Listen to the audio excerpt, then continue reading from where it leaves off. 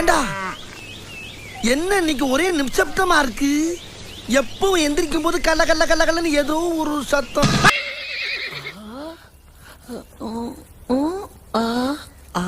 என்ன தெரிகிறது? அது ஒண்ணுமில்லடா.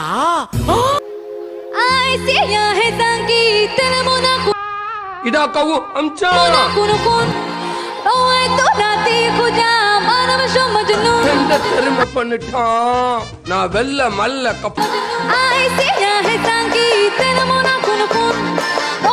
பொழப்புது. நம்ம வாழ்க்கை எதை நோக்கி பயணமா போய்கிட்டு இருக்குன்னே தெரியலையே.